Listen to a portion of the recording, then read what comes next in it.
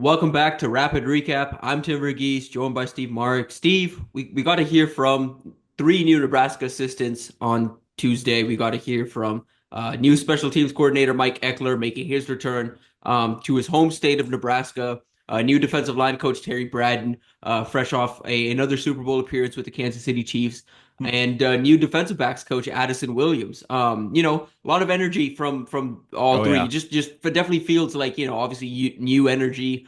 So we start with Eckler just at right off the top and kind of what we saw from him. I think we got the full kind of Mike Eckler experience. Yeah. Yeah, for sure. I think we did. I think, everybody in the room and everybody watching at home, if they were to watch this press conference, they when you think Mike Eckler, you're like, okay, just like you said, Tim, ball of energy. We've all seen his vertical on pictures of him on the sideline when he's like bumping chests with players. He can get up there and he's an athlete himself, and he is just like you said, a ball of energy. He is ready to go. He's going 0 to 60 so fast.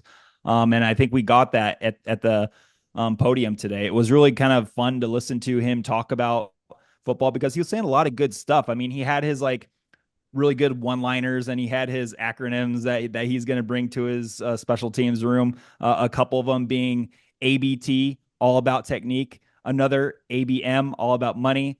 And the last one I'll say is RLS. That's real life Shazay. He said. So yeah, I mean, I feel like Mike Eckler kind of did it all. He was up there, he had some fun with it, but he was also talking ball. And at the end of the day, I think, if you're a Husker fan, you're wanting the special teams to turn around. This is the dude who's like, you're paying him big bucks to come here and do this and kind of build what he built at Tennessee in Lincoln. And I think he's fired up and ready to kind of, take what he did in Knoxville and do it at Nebraska. So yeah, he's fired up to be here. He talked about his family living in Fremont. His uncle was a really good player for the Huskers back in the day. He once coached for the Huskers under Bo Pelini before he left. So yeah, he's been a well-traveled dude, but just the energy that is coming off that guy, I feel like it's going to rub off in all the good ways for Nebraska special teams. So it was really fun to listen to him talk.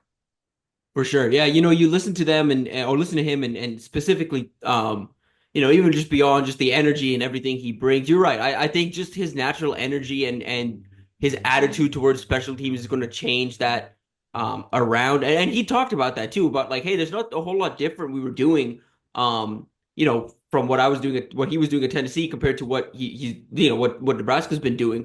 But ultimately it comes down to technique. I thought that was a big thing, and I'm glad he touched on that because it felt frustrating. You and I talked about this in the fall, watching this Nebraska team time and time again just falter on special teams, whether it's something or not. They're not getting productive returns. Fumbling at the like, and there's no secret sauce. There's no magic trick to making special teams work. It comes down to technique and it comes down to buy-in. And Eckler's going to get both of those things out of these guys. We talked about he's evaluating every member of the roster to figure out what they Mhm. do well, how they can contribute on special teams. I thought him noting just, hey, the last five punt returners I've had, I've gone to the Yeah. NFL. So Hmm. he's got like guys are coming up trying to compete. I think there's going to be real competition, and more than that, I thought him noting. And it shows a mastery of what he's teaching, shows a mastery of special teams. Him noting that, okay, all these things in special teams and all these different things we train in special teams, it translates to other things. And that's how you get buy-in. That's how you get buy-in from young corners. Like, hey, you do this, you're going to become a better player. You get buy-in from young receivers. Hey, you do this, you're going to become a better receiver. All of it translates. He kind of touched on some of that. But being able to communicate that to guys, I don't think guys in the past that have manned that position, that have led special teams in the past, have been able to effectively communicate that the way Eckler was just in the 10 minutes he spoke to the media. And obviously, we don't see what's going on behind the scenes, or we haven't yet. But I Hmm. imagine, I imagine special teams is going to look a lot different midway through spring and even to late spring, just in terms of attitude and competitiveness, than it has around Nebraska in a long time. Just because of again what Mike Eckler is going to bring and kind of what he's going to get out of these guys. The team long term is going to be better for it too, because he mentioned as Hmm. well These aren't starters that he expects to contribute on special teams. He didn't have starters at Yeah, he Tennessee didn't do it at contributing on special Tennessee. teams. Yeah, he It's said he it's was using freshmen and walk-ons at Tennessee for the special teams. And that's ideal. The goal is Yep. for, one, you want on one hand, you want some of your best players to be featured on special teams, but on the hmm other hand, you want the special teams to be a breeding ground. You want that to be a developmental pool, for you to find athletes and take your best athletes and get them there. I did also think his comments, beyond special teams, his comments on the roster and his comments on Rule were both interesting, considering his history, considering what he's been around. He's really intrigued by the collection of athletes he's got on the roster. hmm And he clearly has a ton of respect for Matt Rule.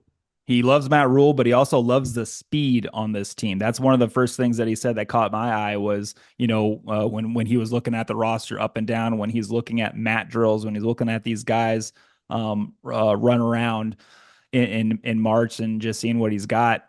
Yeah, he said we have a fast team, and when you think about it, yeah, there is a lot of speed on the team. So it just kind of makes your imagination kind of start rolling with how he's going to use some of those guys in different ways on special teams that maybe they haven't been used before. One other quote that I really kind of enjoyed from Mike Ekeler was, "I don't want to hear what you can't do. Tell me what you can do."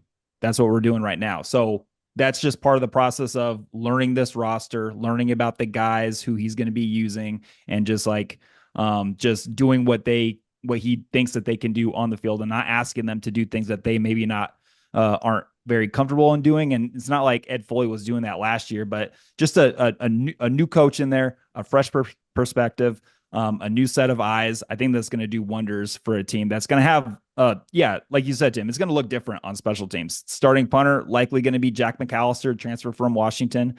Long snapper, Kevin Gallick is coming over from the transfer portal. He was a good long snapper at New Hampshire. Hopefully adding him to the mix will just create the good snaps that all the fans were wishing for last year, which is a weird thing to say with a snap, but yeah, the snaps were pretty bad and inconsistent last year. And then at kicker, John Hole, Tristan Alvano, those two guys are going to be battling it out. So it's going to be really, really interesting. And the fast team quote and the "I don't want to hear what you can't do, tell me what they can do" quote are two ones that kind of stuck out to me.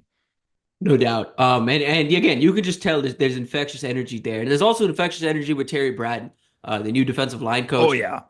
Yeah, that's just a guy that I think is going to become a media favorite. I think he's going to become a fan Yeah. favorite. I mean, just getting to talk to him. I mean, he clearly loves ball. He was so polished up there. He was so polished. I mean, I did you wrote the Mike Eckler story, Tim, on Inside Nebraska, which everybody should go read. Really good story. And then I took Terry Bradden, and I opened it up by saying, "Hey, look, all of us media guys in there in that press room, we all knew what to expect with Mike Eckler, and him just like going balls to the wall, 0 to 60, just like full of energy." That had to be like a tough thing to follow if I'm Terry Bradden going second in the order. But no, I think Terry Bradden kind of brought the energy, brought the juice in his own specific way, which was really cool to see. And it kind of gave us a inside look at his personality. And like, this isn't just some quiet guy like in the shadows working and learning from Joe Cullen, the D-line coach at Kansas City. No. I think this cat's ready to go. This guy is ready to coach his own position group for the first time in his professional career in college ball. So I'm really excited for Terry Bradden. And yeah, just him talking for about 10, 15 minutes, whatever it was, got me really excited for the trajectory of that room. Now, obviously, it's March. We got a lot of things to go through before the season gets here.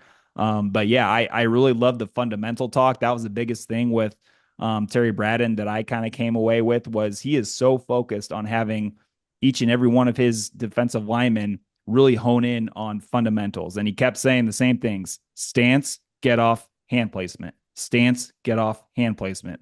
I mean, so I think we just, he wants Nebraska's defensive linemen to lead the Big Ten in energy and effort. And that's something that Tyson Terry, a member of the Nebraska's 2025 class, defensive line recruit at Omaha North, just won 4 state championships in the heavyweight division. So shout out Tyson Terry. But Tyson Terry said the exact same thing when I was talking to him after his state championship win was, "Hey, what was the connection like with Terry Bradden?" And that's exactly what Tyson said was, he said that he wants Nebraska's D linemen to lead the Big Ten in effort and energy. So I mean, I think he's going to do that in his own way. And, Terry Bradden has a big job. He has big shoes to fill, taking over for Terrence Knighton and what he accomplished with a lot of the veteran guys like Ty and Nash.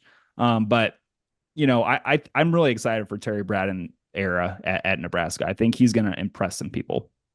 For sure. And he's got a nice, again, like you talk about focus on the fundamentals. This is a good group of guys to kind of focus on because, yeah, there's no Nash coming back. There's no Ty coming back. He's got a lot of work to do with some young defensive linemen, but guys with, incredible ceilings. You've got Riley Van Poppel, obviously, Williams and Renari, Yeah, you the know, young guys, the yeah, young guys like Williams Keona and Davis, Maury. yeah. Yeah, And so Keona you Davis. you have a group there that has kind of some untapped potential that yeah, like you mentioned, Brad's got a lot of work to do, but yeah, feels like he's the man for the job, the right guy for the job. Again, just talking to him that in the bit we got, it's hard not to see why, he aced that interview and why Oh Matt Rule yeah. was willing to wait till after the Chiefs season ended to officially bring him on staff. So really impressed by him, and you have to keep in mind as well. This guy hasn't done a whole lot of media. He's been the assistant D line coach. It's not like that Yeah, guy has. exactly. It's not like he has weekly media appearances with the Chiefs. Hmm. So the fact that he was out there and answering questions the way he was and kind of holding court the way he was, really, Hmm. really impressed with him. I think he's a guy that is for sure on the rise. And while he doesn't have a lot to go off of, just being a defensive line coach, like in terms of having his own room, like Nebraska will be his first kind of foray into that. But I thought it was really cool that Matt Rule obviously was listening to good things about Terry Bradden from guys like Andy Reid and Joe Cullen, the D line coach at Kansas City. And when those two guys are kind of standing up for their dude and saying, no, this is a good hire. I mean, it helps you understand why Rule called Terry Bradden a home run hire back in February 1st or whenever one of his last press conferences was when he talked about Terry. But yeah, he doesn't have a lot to go off right now, but he's young, he's energetic, he's ready to hit the road and recruit and develop these guys, and he is super super excited about the developmental part of being a defensive line coach because he talked about being in the NFL, being with the Chiefs the past 8 years and kind of three different roles there. He said like when you're coaching in the NFL, a lot of these guys don't need the developmental stuff anymore because they've already made it and they're kind of like on the next step of their career. That's why he wanted to be back in college and he wanted to have his own defensive line room because he is so interested and he loves the fact that he gets to develop these super young guys who may have the tools but they just don't know what to do with them yet. So I think that's like what Terry Bradden gets really excited about. And I think that looking at Nebraska's defensive line room with all that youth and talent in there, unproven talent, I mean Terry Bradden's just got to be so excited to get to work with those guys. Yeah, feels like a good fit. Feels like a perfect fit. Oh Kind of yeah. what both sides need right now is one needs a room to develop. The other is a room that needs development. So we'll see what happens with him. But yeah, I definitely excited to get to know more of Brad and get to see him during spring ball and kind of see his coaching style come out. I think that's the next thing I'm really interested to see is how he looks on the field.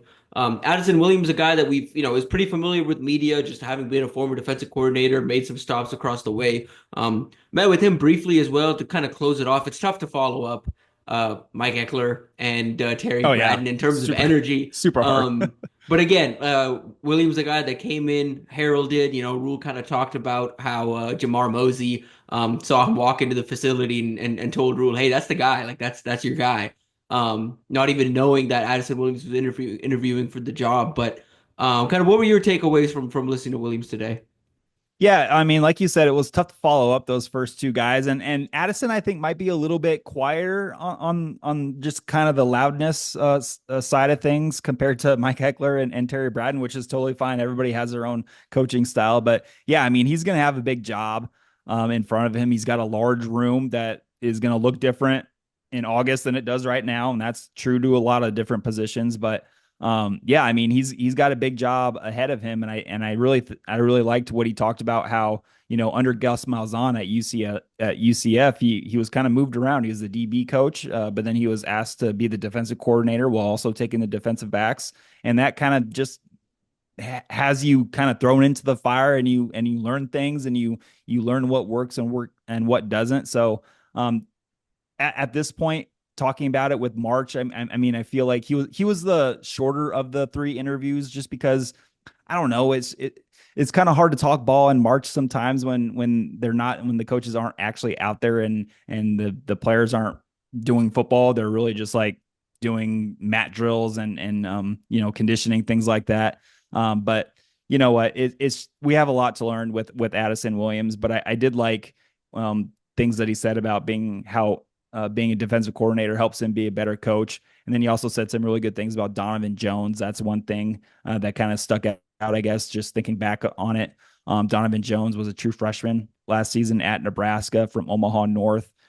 Didn't play a whole lot during the season, but boy, you turn on the film from that Boston College bowl game win, and he was playing corner and he was looking good doing it. But like, is he going to be a corner? Is he going to be a safety? Does he have potential to play a rover in this defense? What does the rover look in a John Butler defense? These are all things we don't know and can just talk about. But yeah, he had really kind of glowing remarks on Donovan Jones, and that's one of those several young guys who are looking like they have really bright futures. Right. And he's got a tough task in terms of trying to talk like, I don't think there was a whole lot of questions about the room just because it's so tough to talk about that room right now. Like a Yeah, lot of right those now. guys, you need to see them on the field, like doing Uh-huh. cornerback stuff, doing DB stuff. Hmm. Matt Drill's not it won't really, do a whole lot to separate some of these guys just in terms of athleticism. We've got a bunch Hmm. of good athletes back there right now, but they're just young, they're unproven and need some work. So I did think he noted kind of the leadership is still figuring itself out, which makes some sense. Hmm. You lose Isaac Gifford, but you have to figure, Marquez Buford, Deshaun Singleton, Yeah. even a Malcolm Hartzog, those three guys with plenty of experience. One of those three, if not two of those three, step up as leaders here in the spring. Or, is there someone kind of, off our radar? Is it a Sierra Wright? Is it someone Sierra Wright, yeah. Sierra Wright's leading by example? mhm. Yeah, Yeah, for and sure. kind of quietly, Sierra's kind of become kind of a beacon of the football program, kind of like quietly just become one of the kind of obviously a bright spot on the field, but off the field as well, kind of becoming, kind of a face of a program. So, Hmm. um, yeah, He's but even plenty more he's to even learn. sorry to cut you off, Tim, but Sierra I was covering a home basketball game, and Sierra Wright had kind of like a 5 minute halftime show to himself. He had a whistle in his mouth, and he was like doing this dance, like, which is a formative like expression type thing, and there was like music playing, and he was dancing to it while also blowing a whistle in his mouth. It was actually pretty cool. I'm probably doing a poor job describing it, but yeah, it goes along with what you were saying with him kind of being seen out in the community too. And after, kind of showing up in August out of the blue from USC and doing what he did on the field and becoming the team's top corner entering this season. I mean, it's a pretty impressive what he's been able to do. For sure, yeah, kind of quiet. You kind of forget, yeah, he showed up last summer. He's not been on campus very Yeah, long, just but showed up. I'm yeah. here. It's August. him and John Butler just showed up kind of around the same time. Yeah, but I'm excited to learn more about all three of these guys. I mean, and obviously, all three kind of have a lot on their plate. All three kind of have face rooms. Obviously, special teams, we know how much has to change there. Defensive line, how much has to get replaced there. And the secondary, the weakest point of the defense last year, something that has to improve this year. You've made some serious changes to the defensive side of the ball. Addison Williams comes in, has two guys in this draft that competed at the Senior Bowl, competed at the Combine. So clearly can produce talent, but has to do that again here at Nebraska. So, Steve, before we get out of here, any lasting thoughts kind of coming out of Tuesday's press conference? Well, just I was thinking about this too. Some of the coaches that these Nebraska assistants have worked under and learned from and developed their own skills from is really, really impressive. Terry Bradden, he was talking about like working for Steve Spagnuolo from Kansas City, the D line coach Joe Cullen, who I've already talked about, but also Steve Spurrier with Addison Williams. I mean, Addison played for Steve Spurrier, I believe, at South Carolina. You'll have to fact check me on that, but there was a lot of just kind of names, like big time names. Like Eckler worked for Stoops. He played for Bill Snyder at Kansas State, worked for Bob Stoops at Oklahoma. Just some other ones that I'm kind of forgetting right now. But these this is a new staff, and it just seems like a crazy time. Like Rule's entering his third year, and he's kind of hitting almost like a reset button on his coaching staff. The whole Just staff, like again, you think about this staff, it's new. Everybody is right? so new, and this is such a a pivotal time for Matt Rule because everybody talks about the year threes with him, what he did with Temple, making the jump in year three that he did there. Same thing with Baylor.